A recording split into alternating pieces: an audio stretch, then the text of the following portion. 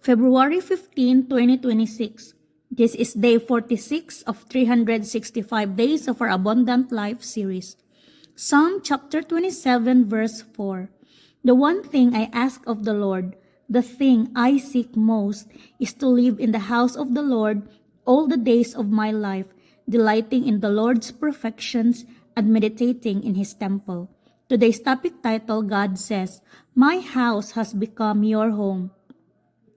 How my heart sings when, with all the good things that call out for your attention and devotion, what you want most is me. This single-hearted devotion not only pleases me, but will also bring you unending joy and pervasive peace. Here in my presence, as you open yourself to my instruction, submit to my timing, and order your life around my priorities, you put me in my proper place, at the very center of your day-by-day existence. As you make your home here, delighting yourself in me will not be a dry duty or a difficult discipline.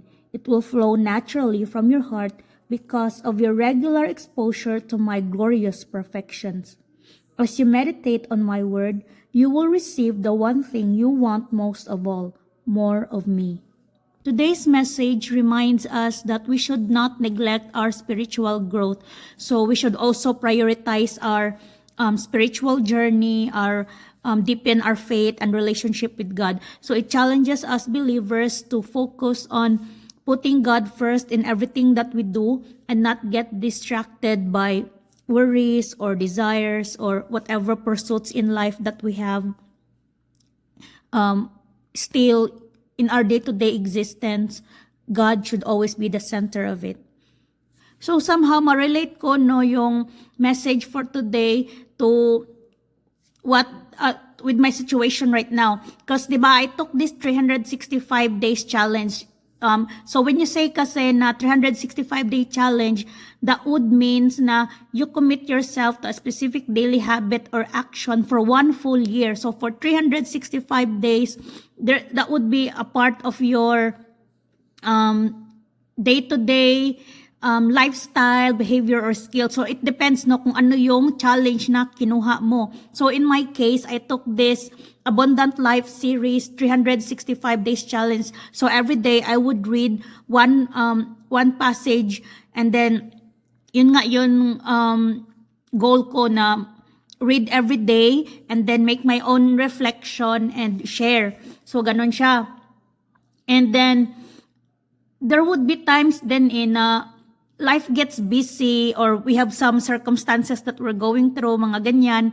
But this is a good reminder na no matter the situation or no matter how life gets busy, we should still spare some time, even just a few minutes or an hour na to take care of that spiritual growth, to deepen that relationship with God, to deepen that faith.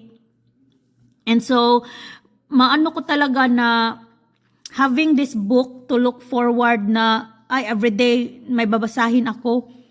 Yes, may time na very busy, but somehow, having something to look forward na to hear God's word, I really could feel the difference ba na somehow yung disiplina mo sa sarili is ma-improve din, because this time you would be like, I have to finish this dahil next ito naman ang gagawin ko.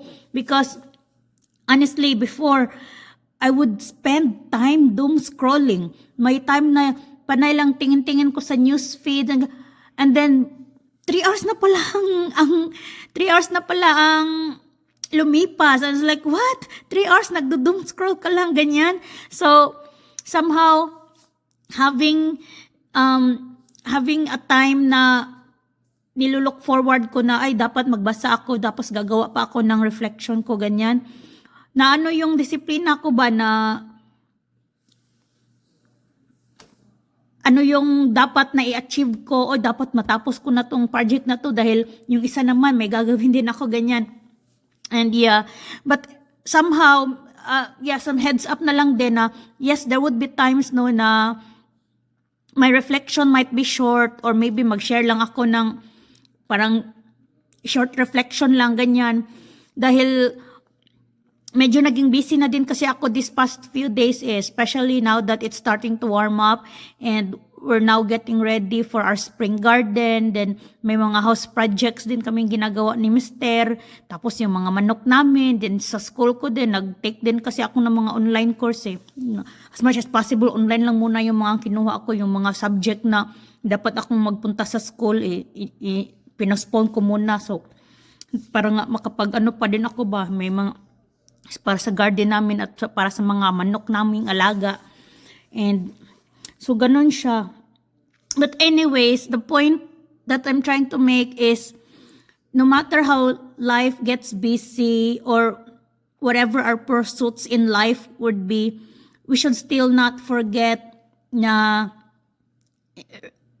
in our day-to-day existence ba, God should always be a part of it pa din.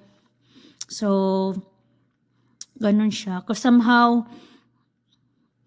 putting God first in everything would also really keeps you aligned din ba? Whether in work. So, if you have God, if you remember that everything that you is for His glory, then you have this motivation or purpose na galingan mo sa trabaho or sa school. Ganun din. No? So, that's it.